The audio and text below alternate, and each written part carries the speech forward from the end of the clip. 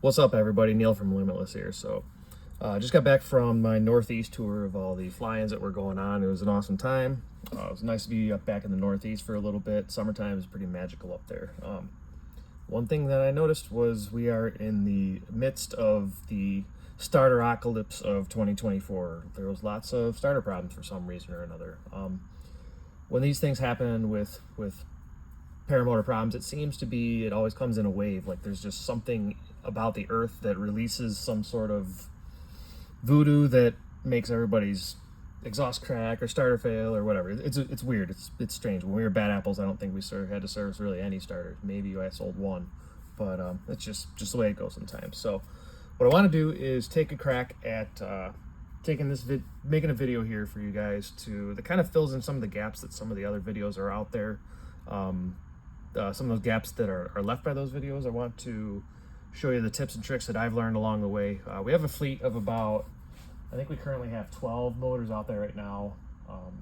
Let's see, I think 10 out of 12 of them are Mosters. I had my hands on, I don't know, 50, 60 Mosters since I've been here at Aviator for the last 3 years. So I've a lot of trial and error with these starters, and I've got it down to a pretty good system with lots of little tips and tricks that I want to share with you, so make your experience much better with the starter. So what is the flash starter, or the triple S starter as it's called in Vittorazi parlance? It stands for soft start system. The whole point of it is we are trying to crank over a relatively large displacement 2-stroke on our backs, or if you're European, on the ground apparently. We obviously want to try to make that as easy as possible. You don't want a ton of compression to try and have to crank it over by hand over your back in a weird, awkward position. So these do that job very well. They use a large large spring inside of here that acts as stored energy, and it boosts your pull when you crank it over. All that stored energy in the large spring gives you that extra push to crank it over that much easier. So I am doing this video in one shot. I am not a video editor. I just want to get the information out there to you, so forgive me if I trail off or wander off on anything here. These starters work a lot better than a snowblower starter, for instance. I know a couple of guys have resorted to buying the $20 Amazon snowblower starter and throwing it on their Moster, and they realize maybe it seems like it's more reliable, but they realize very quickly that the engine becomes a lot harder to crank over. So this starter here it's the way to go for sure. Once you learn how it works, how to live with it, how to maintain it, it's actually a very good system. So right now there's just a lot of gaps in knowledge on these starters. Preload is an important part. The spring preload that's in here that really helps with the actual function of the starter. Not a lot of people know about that. There's different tips and tricks, so we'll go into all that sort of stuff. So this starter right here, I pulled it off of one of our demo units I had brought up north with me because I noticed that the starter feel was just a little bit wonky. It's important when you are maintaining your paramotor or running your paramotor, whatever it is, pay attention to how that starter feels. If that starter feels like it's getting a little bit harder to pull over, or something just doesn't feel right, it feels grittier, it feels harder to pull, it feels or easier to pull, or if the starter pulls are not engaging the flywheel like they normally do, those are all signs that it's time to take your starter off and do some service on it. So it's extremely important to pay attention to your starter. When you pull it over, you should have a good familiar feel to it. The manual calls for a 100-hour service interval. I would honestly change that. I'm probably even going to recommend that they change that more to 50 hours. I think this here is more of a 50-hour item versus, for instance, the brass bushing. That's technically a 50-hour item, but I think that, anyway, getting into the weeds there, but I would say servicing a starter every 50 hours versus the by-the-book 100 hours is important. If you are in a climate where there's a ton of dust, all that other sort of stuff, even more so. I definitely even more need to service the starter more often. So pull the starter out, and right away, nothing too bad about it visually. You want to pay attention to this washer here. Sometimes you get a bunch of gouging. You can see a little bit of scratching and stuff like that. One important thing that I'm finding on a lot of starters is these rubber bushings here, these rubber anti-vibration mounts they're called. MP043 is the part number, I believe. You want to make sure that they are good. These are okay. These are not bad. I'm going to keep these in here. I do have an example of one that's like kind of starting to go. So what happens is these bushings come into contact with unburnt fuel. So if the front of your motor has a lot of unburnt fuel or oil, it's kind of maybe the front crank seal's leaking, maybe didn't change your spark plug in time, and there's a bunch of unburnt fuel puking out of the carburetor and weeping onto your starter. These bushings here will turn into goop. They kind of, you'll know it when you see it. These are not actually that bad. I did change them out, but when you run your finger along it and there's a bunch of like, you know, it turns into almost a liquid, or if these things are completely wallowed out and there's hardly any rubber remaining, they turn into goop. It's time to change those, because what happens is your starter needs to basically stay in the center of the flywheel, right? So you got the orange spacers, all that sort of stuff mounted to the engine, and the starter structure is riding on these rubber mounts. So when these rubber mounts are not functioning correctly, if they're worn out, if they're coming apart, the starter is not staying where it's supposed to be staying. So it's wobbling. When you yank on it to start it, it goes like this real quick. It's probably, the flywheel's probably digging into this here, can catch on the spring, can catch on a pawl. It does, all kinds of bad stuff happens when these bushings wear out or come apart or whatever. So maintain those good. If you are weeping a ton of fuel onto the front of your engine, that means you have something else that you need to pay attention to.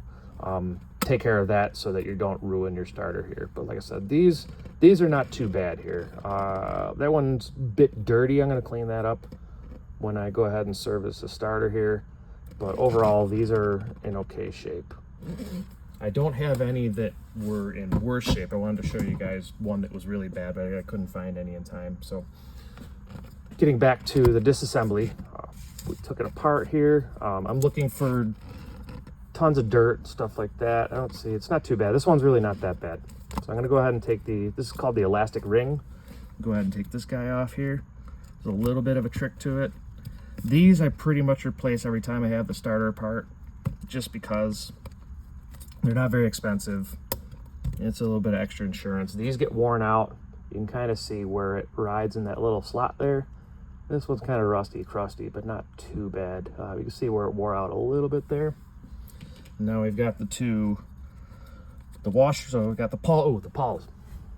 So you want to pay attention to these things here. What happens is when they are riding in the starter, and let's say the starter has been serviced and it's kind of sticking, and these pawls are kind of sticking out like this, and they're kind of grabbing onto the flywheel, or they're just riding on the teeth in the flywheel.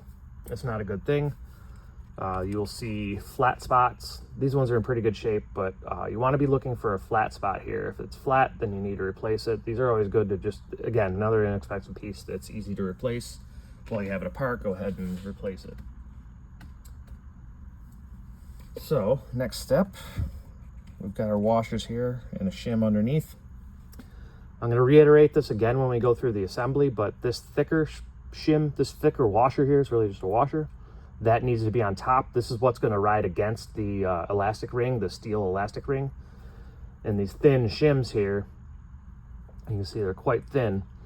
These are to get the correct spring spacing. Now, we'll get into this a little bit. This is probably one part of the manual where I deviate from. There is a specification for the gap in the shim, or I'm sorry, the gap in the spring. I can't quite wrap my head around it, so I've just I do my own thing here with that. That's the only time I deviate from the manual. The manual service on this starter has served me very well. That's the only thing I deviate from. So go ahead, pop the hook housing off here. I'm looking for all these little plastic pieces here to be intact. I'm looking for, what happens is oftentimes what causes starter failure is you've got this internal diameter here, and then where my finger's at here, this external diameter here, these two parts ride together, right? Male and female ends. That needs to be lubricated. For a while, I was running these dry because I didn't want to attract a bunch of dirt into the starter. Well, what was happening is the pulleys were binding on each other because it was just plastic on plastic, and sometimes things will swell and do all kinds of other stuff, or you actually do get a little bit of dirt in there and it just kind of grabs on itself. And you'll find that this is quite a common failure when the starters do fail, is both of these pulleys be welded together, and that's where it happens, is, you know, this ID here and this OD here. We've also got the green banding material. This one in particular is in pretty good shape. Sometimes it'll be sticking out of the spring here. You'll need to cut that down. You don't want that banding material to be sticking out. You know, if it's flopping all over here, that can get bound up under the hook housing here and cause some issues with how your starter is functioning. So, important part. This pulley here popped off a bit easier than I had planned on it to.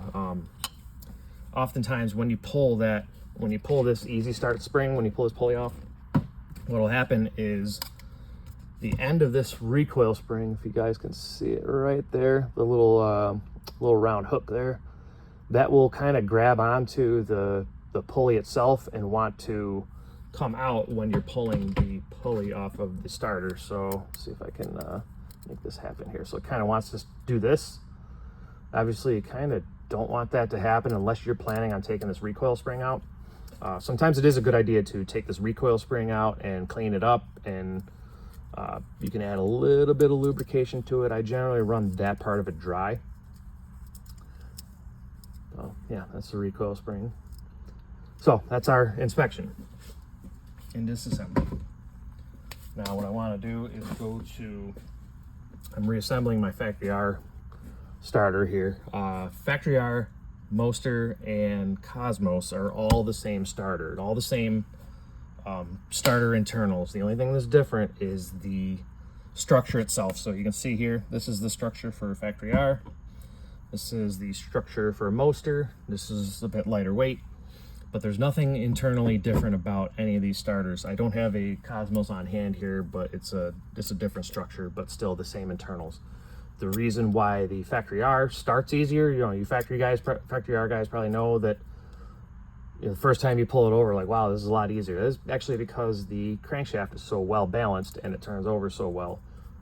When you crank it over, it's less resistance. It just kind of builds its own momentum when you're pulling it over. So that's why the Factory R is actually easier to start. There's nothing different about the starter itself, though. So this one here, I put new bushings in it. Popped the bushings I was showing you earlier. I popped those out. They were not that bad, but this starter had some problems with it. This isn't actually my starter. It was a pilot that was at Dave Purdon flying. I was just giving him my starter because he was kind of having a tough time for that weekend. But where was I? I actually have a script here that I haven't really been following that much. So sorry guys, I am trying to knock out this video all in one shot, all by myself. I do not want to do editing, so let's see here. Talk about bushings, elastic ring, plow flat spot, shims, elastic ring, recoil. Okay. Check the plastic pulleys, check banding material. Okay, we're gonna get into reassembly here. So I have new easy start spring, new plastic pulley, new hook housing, all of that stuff. So this is the new stuff here. You see the little green banding material, all brand new. This is the lubricant that I use, 3-in-1 PTFE. Nice thin lubricant that works real well. It doesn't hurt plastic. It just works, and it doesn't attract a ton of dirt. So I always put a little bit on the center shaft here. Don't go too crazy. You guys like the purple background here? I'm sure you do. I didn't want to ruin my white one. That's why I'm using this one. So just do that. Okay. So lubricated the center shaft. What I want to do is add a little bit of lubricant here. I really just want to kind of concentrate the lubricant on the OD here. I've already got lubrication on the center shaft, so just add just a little bit there. Now here's a little trick. Remember we were talking about that recoil hook wanting to get stuck on that little hook there. Putting this back together. I could do this by looking through my phone here. This is fun. So we've got this gap here. It's not setting down into the recoil spring. Sometimes if you just put a little bit of pressure on it as you turn it, it will at some point pop in. I'm sure that this is gonna make a liar out of me because I'm doing this on video. Where are we? Sometimes you can get a pick down in there or something like that to kind of pull the spring just a little bit to the side to allow you to get that hook in there. Okay, usually this works. Come on, man. Let's see what we got here. Yeah, see what happens is, you can probably see it. That hook on the end there kind of rides on the center shaft here and doesn't allow enough room for, see how it's kind of chewing on it a little bit there? It's just not allowing enough room to pop into place. So I am going to continue mission here because it is going to work at some point. Whoop, that felt something. I hope that this is going to be like a half-hour video, so I hope that this will work on Instagram. It is what it is. Come on. All right, I'm going to have to do my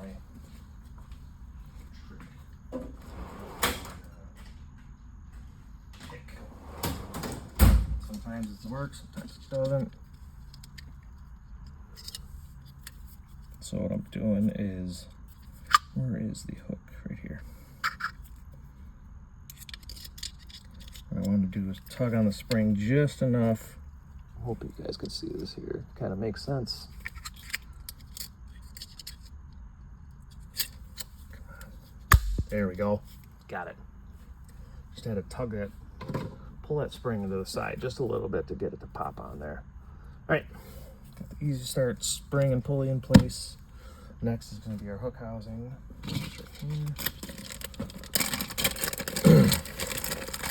Lots of lubricate. Again, light lubrication in the ID here. Not a whole lot. I probably want a little bit more than I normally would.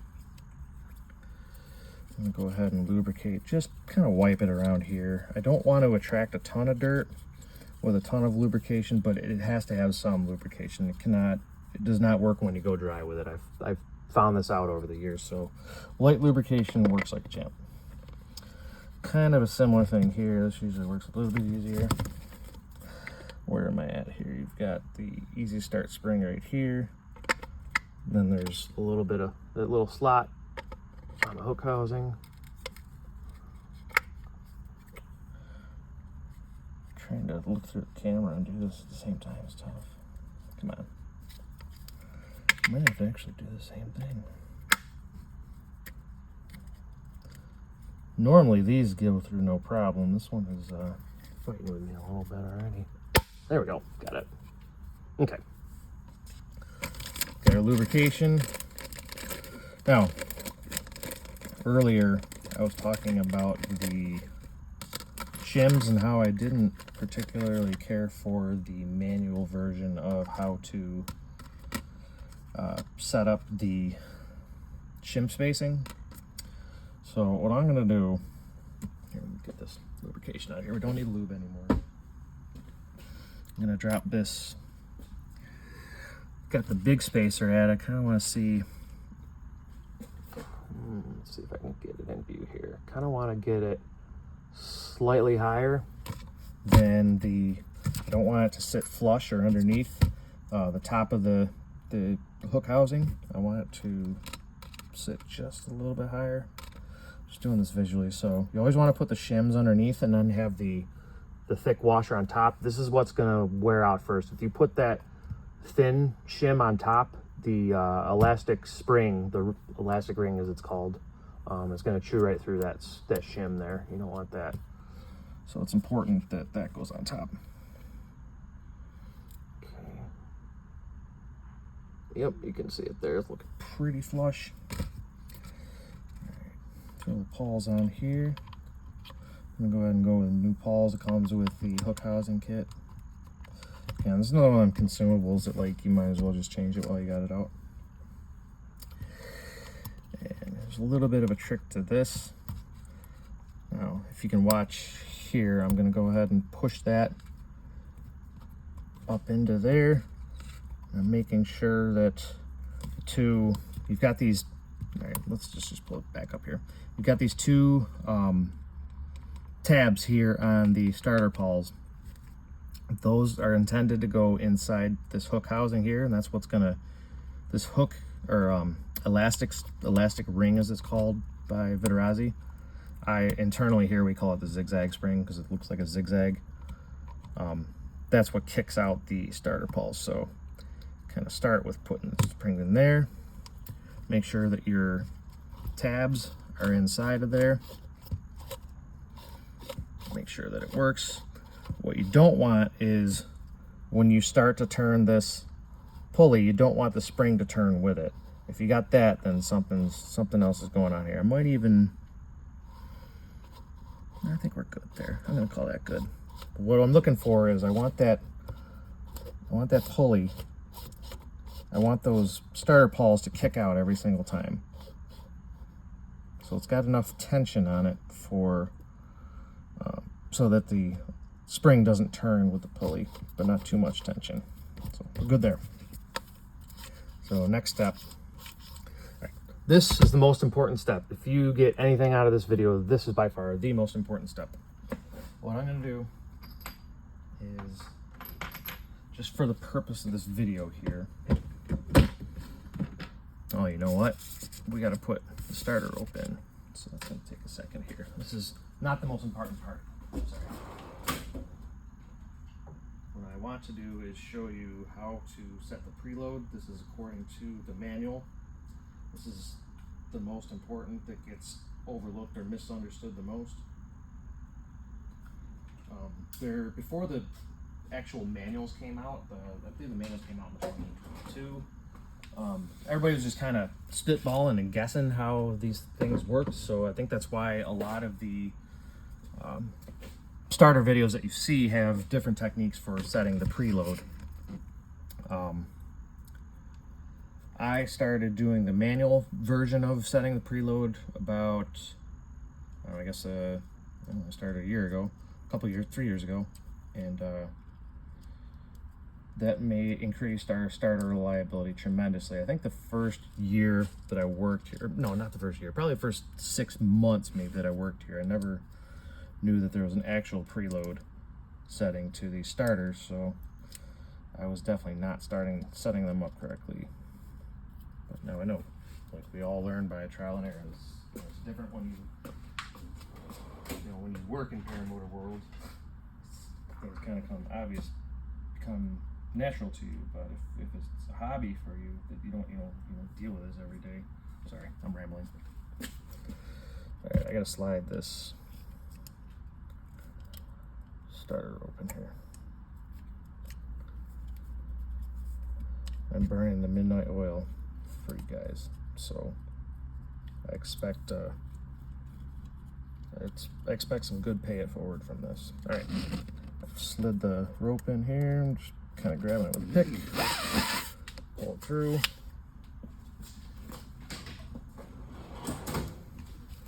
Want to make sure that the rope itself is tucked in there real good. You don't want it sticking out and grabbing onto anything.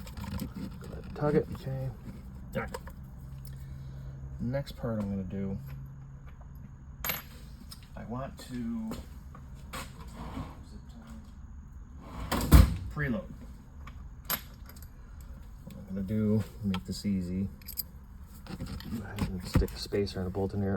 One thing you can do when you take your starter apart to service it, go ahead and clean up your hardware. A lot of times you'll have a bunch of Loctite and stuff like that stuck on here. So I'm trying to stick this in through the camera here. So got that. Slide this guy on here like this.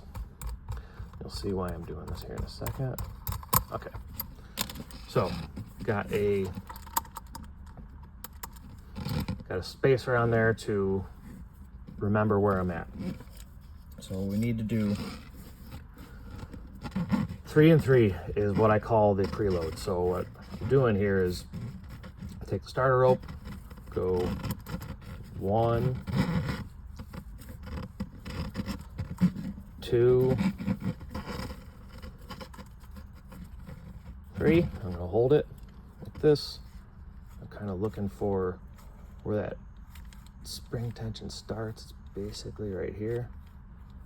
So I put this in here for a reason. That's gonna help me remember where I'm at. So go, oh, it spun out on me.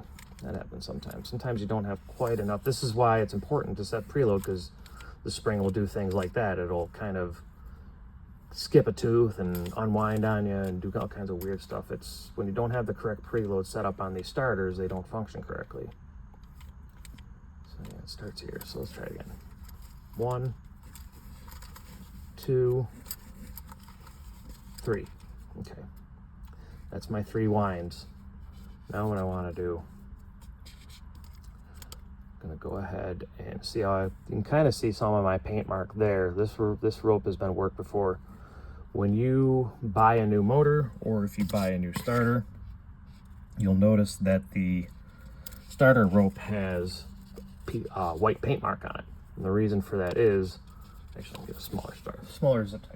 The reason for that paint mark is the preload has been set at the factory. So you don't put the starter on, cut the zip tie, let the starter unwind, and then set up the rope wherever you feel like it. You gotta, that marker is there for a reason, to show you where the preload is. So what I'm doing is all right, I'm gonna have to actually look at this. So what I'm actually doing is tying off the rope. And what I'll do,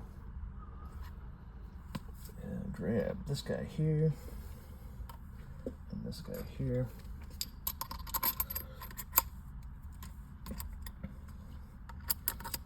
Sorry, it's late at night, guys. I'm kind of rambling on, but this will help, I promise.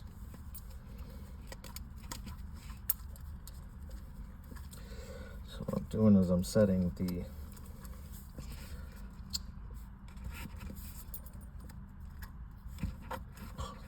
starter pulley itself.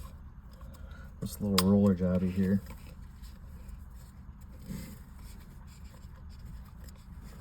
Set this up here like this. There we go. So, as I was saying, you can kind of see, not quite from this angle, but they're here. You can kind of see where my yellow paint mark was. Vittorazi uses a white paint mark.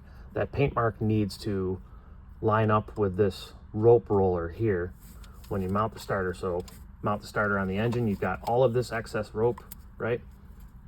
So you route your starter rope wherever it needs to go, through the eyelet, through the rope pulley, tie off your starter handle. Once you've tied off that starter handle and you're good, you cut the zip tie, and the pulley should only rotate just a little bit, just kind of lets go like that. That's as far as it should go.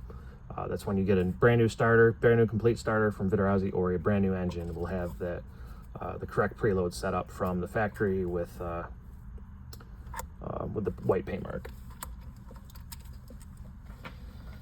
That's pretty much it, guys. I'm gonna go ahead and call it out. I set up the last of the spacers, mount the starter to the engine, torque everything 10 Newton meters, and that's it.